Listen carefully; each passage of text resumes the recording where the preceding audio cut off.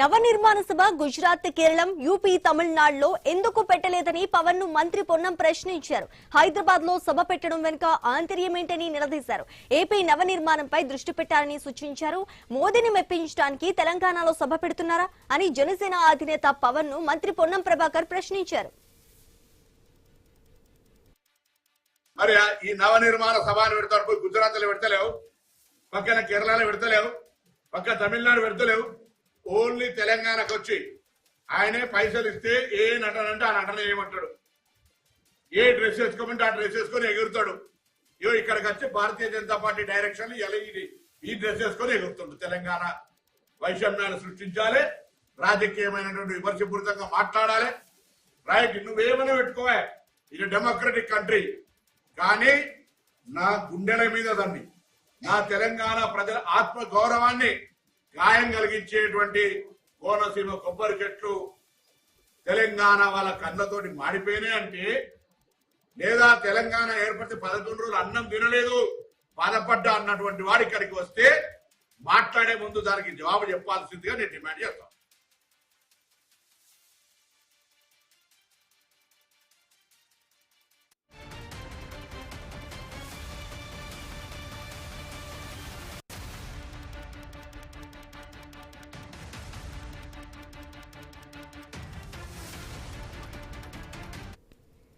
AP deputy CM Pawan Kalyan పై తెలంగాణ మంత్రి పొన్నం ప్రభాకర్ కావచ్చు, కవిత కావచ్చు చేసిన వ్యాఖ్యలన్నీ కూడా ఎలా చూడాలంటారు? దీనికి సంబంధించి మాట్లాడడానికి మా ప్రతినిధి స్వామి ఉన్నారు. స్వామి,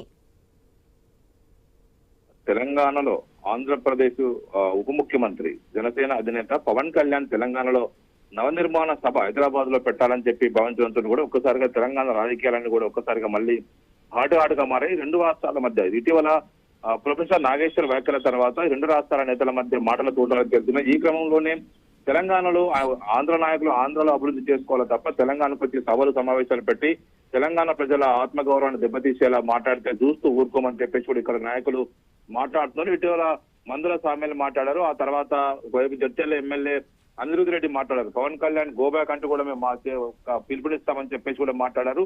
ఆ తర్వాత ఇప్పుడు ఏకంగా రాష్ట్ర మంత్రి పొన్నం ప్రభాకర్ స్పందించారు. బీజేపీ ఎజెండాను మోస్తున్నటువంటి పవన్ కళ్యాణ్ తెలంగాణకు వచ్చి ఇక్కడ విషయం కక్కాలని ప్రయత్నం చేస్తున్నారు. తెలంగాణ ప్రజలు చూపుపడే ఆంధ్ర కోనసీమ కొబ్బరి చెట్లు ఎండిపోతున్నాయని చెప్పేసి ఏడ్చినటువంటి పవన్ కళ్యాణ్ ఇప్పుడు తెలంగాణకు వచ్చి ఎందుకు సభలు పెట్టాలని చూస్తున్నారు.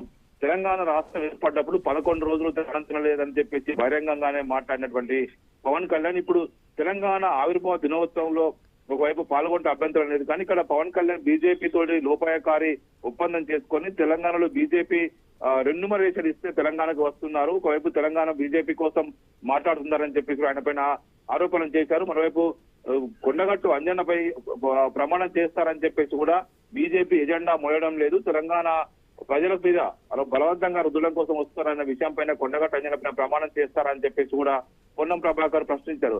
హైదరాబాద్ లో ఎందుకు సభ పెడుతున్నారు, ఇదే సభ గుజరాత్ లో, కేరళలో, యూపీలో, తమిళనాడులో ఎందుకు పెట్టడం లేదని చెప్పేసి కూడా క్వశ్చన్ చేశారు. ఒకవైపు హైదరాబాద్ లో సభ పెట్టడం వెనుక ఆంతర్యం ఏంది? ఏపీ ప్రజలు మీకు అధికారం ఇచ్చారు, ఏపీలో నవనిర్మాణంపై దృష్టి పెట్టండి తప్ప తెలంగాణలో మీకు రాజకీయాలు చేయాల్సిన అవసరం లేదని చెప్పేసి పవన్ కళ్యాణ్ ని పొన్నం ప్రభాకర్ గట్టిగానే ప్రశ్నించారు.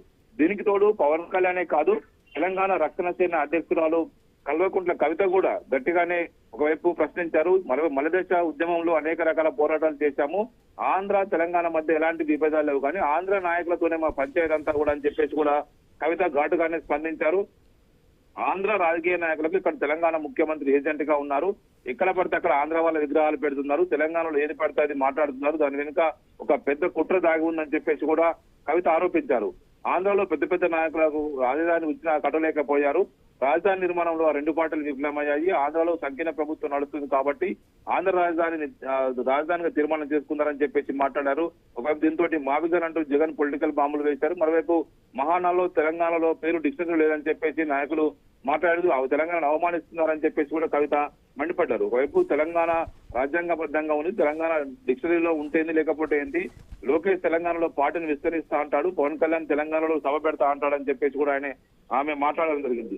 ముందు ముఖ్యమంత్రి కుర్చీకి ఎదురు రాకుండా లోకేష్ చూసుకోవాలి, పాత నాయకులంతా మంచిదాన్ని కాదు, నేను ఖచ్చితంగా ఓపిక పడుతున్నాను, మేము అధికారంలోకి వచ్చినాక ఖచ్చితంగా ఇక్కడ విగ్రహాలన్నీ కూల్చేస్తామని చెప్పేసి కూడా ఆమె స్పష్టంగా మాట్లాడు. ఇటీవల వరుసగా ఒకవైపు ఎన్టీఆర్ విగ్రహంతో పాటు పలు విగ్రహాలు పెట్టడం, బాలసుబ్రహ్మణ్య విగ్రహం పెట్టడం కావచ్చు, రోషయ్య విగ్రహం పెట్టడం కావచ్చు, ఈ విగ్రహాలపైన తెలంగాణలో పెద్ద ఎత్తున పంచాయతీ నడుస్తుంది.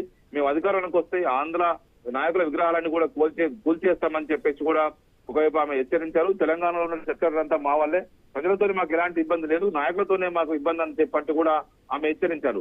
పవన్ కళ్యాణ్ తెలంగాణలో నవనిర్మాణ సభ పెడతా అన్నాడు. ముందు ఏపీలో నీ ప్రభుత్వం గురించి, మీ పాలన గురించి చూసుకోవాలి తప్ప ఇక్కడ గురించి మీకు ఇక్కడేం పని చెప్పేసి అంటూ కూడా ఆమె ఆ వైపు హెచ్చరించారు. ముందు మీ రాజధాని కట్టుకోండి, ఇక్కడ జిహెచ్ఎంసీలో పోటీ చేయడం తర్వాత మేము టీఆర్ఎస్ 2.0 అని గుర్తుపెట్టుకోండి, మా విధానాల్లో ఏలు పెడితే మేము ఖచ్చితంగా మా అస్తిత్వం మీద దెబ్బ పెట్టినట్టుగా మేము మనకు భావిస్తాము.